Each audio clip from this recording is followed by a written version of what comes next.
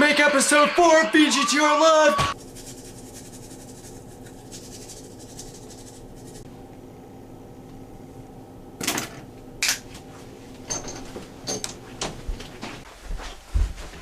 Okay, so now we are ready to roll the introduction.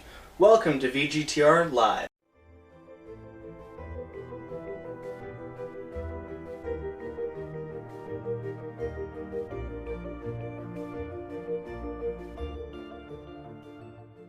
So last time you may have noticed I did not mention what the next game to be reviewed was. That is because I wanted to surprise you when you came to it.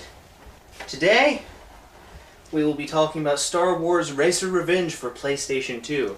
This is the sequel to the arcade game Star Wars Episode 1 Racer, which was also released on the Nintendo 64. A lot of people don't know that it exists. It's not the greatest racing game, but it's a lot of fun. And we're going to be taking a look at it right now. It is loading. I love the sound of the PS2 loading. It's just like it goes back and forth, and it's totally amazing.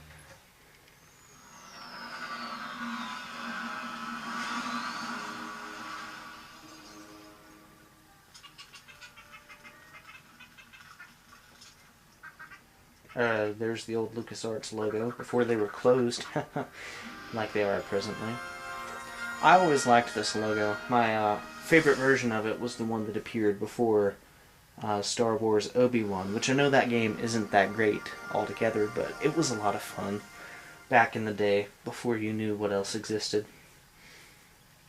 This game is made by Rainbow Studios, and they're also known for ATV Off-Road Fury, which is one of the first PS2 titles I picked up whenever I made the conversion.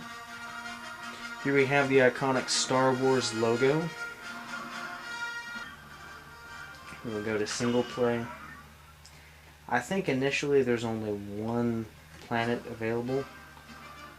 You have a bunch of racers to choose from, which is cool. All of these were seen in The Phantom Menace, competing with Anakin, but yeah, it just plays Anakin. I think my main disappointment with it is that it's like a younger Hayden Christensen, but it's not Jake Lloyd in this game. I really wish that there were other Jedi that you could play with. That would be really cool.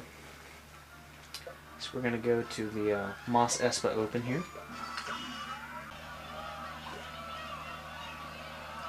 So as you can see, the graphics are about on average for 2001. This game actually came out in 2002, so I'd say it's a bit below par. Racing is fairly simple. X is go, brake is square.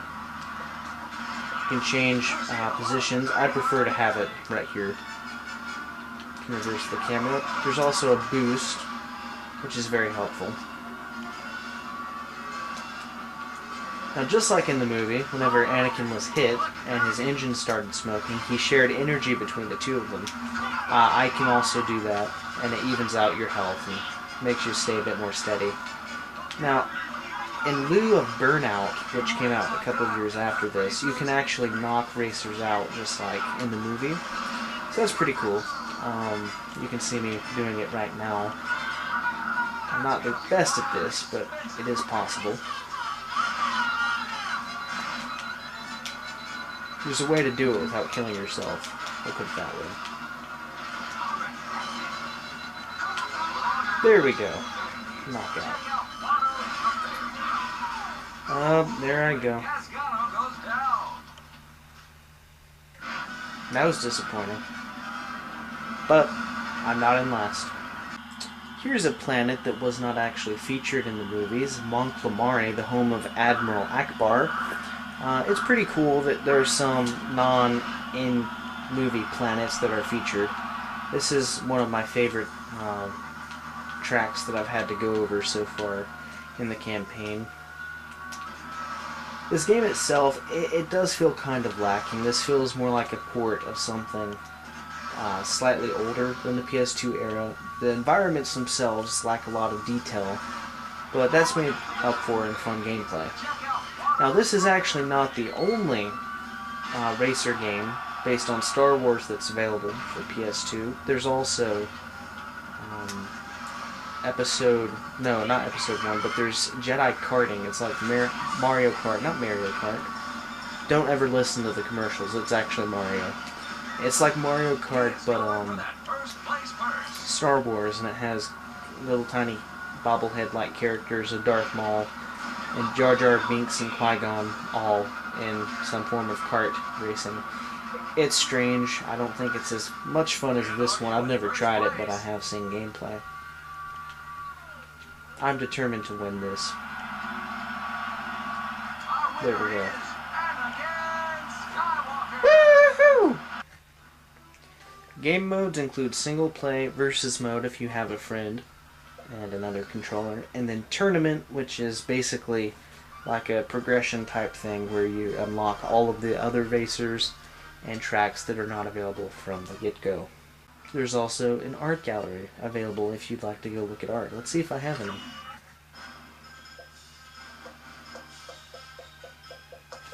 So yeah, there's just some small art here. That looks more like a... Oh wait, you can play as Darth Vader in this game. Well, I'm not sure if that's true, but it's a Darth Vader pod racer, so that's pretty cool. So pod racing throughout the Star Wars galaxy is exhilarating, isn't it? Or is it? I think this game is more so for you to decide if you would enjoy to have it. I'm just providing the necessary knowledge for you to know if you want to get it or not. I don't think you will. But to be honest, it's a hard to find game. I found it in a friend's PS2 collection that they were selling off. Shout out to you, man. You know who you are. Yeah, he knows. Yeah, so join us next time. I don't have a case for it, but we will be taking a look at 007 Nightfire, the 2002 James Bond game for PlayStation 2. As always, please subscribe and save yourself from the pending zombie apocalypse. Until next time, live long and prosper.